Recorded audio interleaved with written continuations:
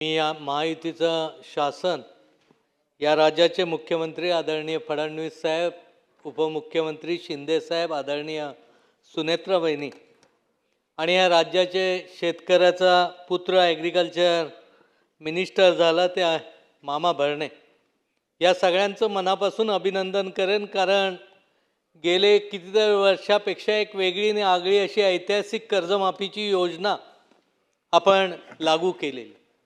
योजनेमध्ये काही त्रुटी निश्चितपणे राहिल्या होत्या, त्यातल्या काही मागण्या वेगवेगळ्यांनी केल्या. त्या माध्यमातून या राज्याच्या मुख्यमंत्री व कृषी मंत्र्यांनी 17 आणि 19 या 2 वर्षातनं जे वगळलेले होते ते कर्जदार देखील याच्यामध्ये घेण्याचा एक महत्त्वाकांक्षी निर्णय घेतला. तो निश्चितच उपयोगी. राज्याच्या मुख्यमंत्री महोदयांना आम्ही भेटल्यानंतर आम्ही कोकणासाठी विशेष मागणी केलेली आहे. कारण कोकणातला शेतकरी हा नेहमी नियमित कर्ज भरणार आहे, फारसं कर्ज न घेणार आहे. आणि अशावेळी जी आपण कर्ज भरण्याची आणि कर्ज परतफेडीची आहे वेगवेगळ्या तारखेत, ती 31 मार्च हीच जर घेतली तर त्याचा उपयोग आमच्याकडच्या शेतकऱ्यांना प्रोत्साहनपर अनुदानासाठी देखील होऊ शकतो. कारण ज्याचा नरके साहेबांनी नाही तिथं आता त्यांनी मांडलं होतं की ही मुदत देखील 30 जूनपर्यंत केली तर बऱ्याचशा शेतकऱ्यांना त्याचा उपयोग खूप चांगल्या पद्धतीने होईल. या कर्जमाफीतल्या काही गोष्टी राहिल्या, त्या कोकणासाठी वेगळे निकष लावण्याची भूमिका देखील आदरणीय मुख्यमंत्री महोदयांनी आश्वासित केले. त्यामुळे ते निश्चितपणे ते एक क्रांतिकारक निर्णय आपण सगळ्यांनी घेतलेला. विशेषतः कोकणामध्ये लघु पाटबंधाऱ्याची छोटी छोटी धरणं होणं ही काळाची गरज आहे. परंतु मधल्या काळात नवी धरणं, छोट्या धरणाला, पाझर तलावाला मंजुरी न देण्याचं धोरण काहीतरी आहे, त्यामध्ये बदल करून हे पाझर तलाव जागोजागी मंजूर करण्याची भूमिका आपल्याला घेणं गरजेचं. कोकणामध्ये भूसंपादनाची जी लघु पाटबंधाऱ्याच्या योजना रखडण्यामागे कारण आहे, त्यासाठी देखील निधीची पूर्तता तातडीने केली तर तो प्रश्न देखील आमच्यासाठी सोडवला जाईल. त्याचबरोबरीने सुधारित मापदंडाचा विचार देखील या माध्यमातून करणं गरजेचं.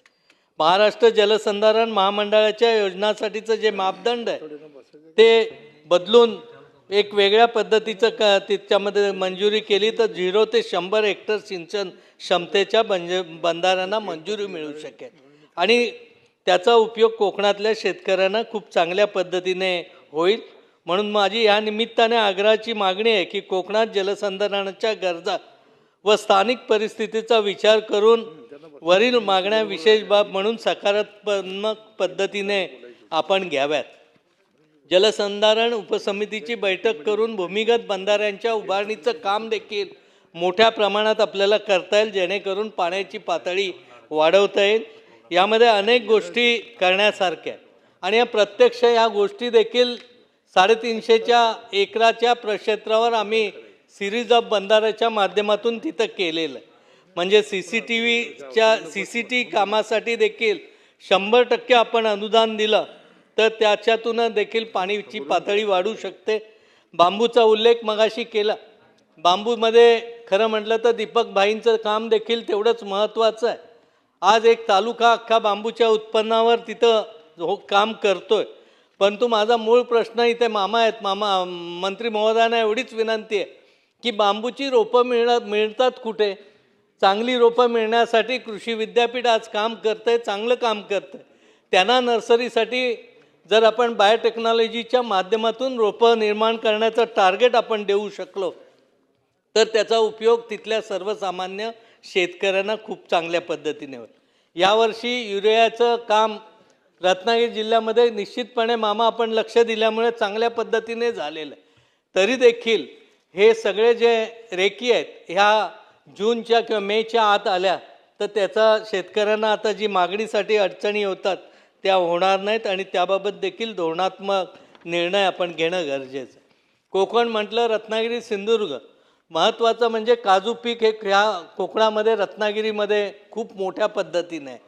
पण आज काजूवर निर्यात सेंटर असेल, सेंटर ऑफ एक्सलन्स असेल, प्रक्रिया प्रकल्प असतील किंवा अत्याधुनिक रोपवाटिका असेल, यासारखे जे प्रकल्प आहेत ते रत्नागिरी आणि सिंधुदुर्गमध्ये न होता दुसऱ्या जिल्ह्यामध्ये गेलेले.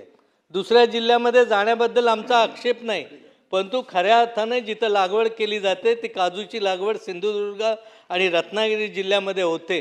तर हे सेंटर देखील रत्नागिरी आणि सिंधुदुर्गमध्येच व्हावं, जेणेकरून रत्नागिरी व सिंधुदुर्ग जिल्ह्यातील काजू उत्पादक शेतकरी संघटना, प्रक्रिया उद्योग, सहकारी संस्था व काजू उद्योगाशी संबंधित संस्था यांची उभारणी तिथं चांगल्या पद्धतीने होऊ शकेल.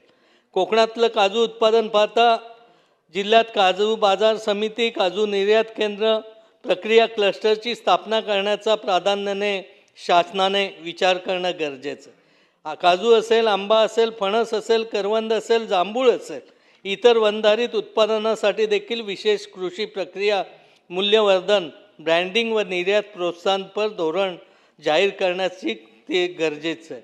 अनेक गोष्टी या माध्यमातून येतील. त्यामध्ये प्रामुख्याने स्वर्गीय भाऊसाहेब फुंडकर फळबाग योजनेमध्ये सुपारी पिकाची समावेश नाही. आता हॉर्टिकल्चर मिनिस्टर गोगावले मंत्री महोदयांना आम्ही विनंती केले समस्त कोकणवासियांच्या वतीने की सुपारीचा अंतर्भाग या फळबाग योजनेच्या अंतर्गत घ्यावा, किंवा सुपारी पीक देखील कोकणासाठी खूप चांगल्या पद्धतीने उत्पन्न देणार आहे. त्याचबरोबरीने डॉक्टर श्यामप्रसाद मुखर्जी जनवन विकास योजनेअंतर्गत शेतकऱ्यांना सौर कुंपण योजनेमध्ये रत्नागिरी जिल्ह्याचाच समावेश नाही, तर ह्याचाही विचार करून तो समाविष्ट होणं गरजेचं आहे. कारण ह्या जनवन विकास योजनेतून शेतकऱ्यांना सौर कुंपणाची योजना मिळते आणि ही योजना जर राबवली तर वन्य पिकांपासून होणारं नुकसान आणि त्याचा उत्पन्न वाढीला फायदा देखील या माध्यमातून होतो. म्हणून माझी ह्या निमित्ताने आग्रहाची विनंती आहे की रत्नागिरी जिल्ह्याचा समाविष्ट या योजनेच्या अंतर्गत करावं.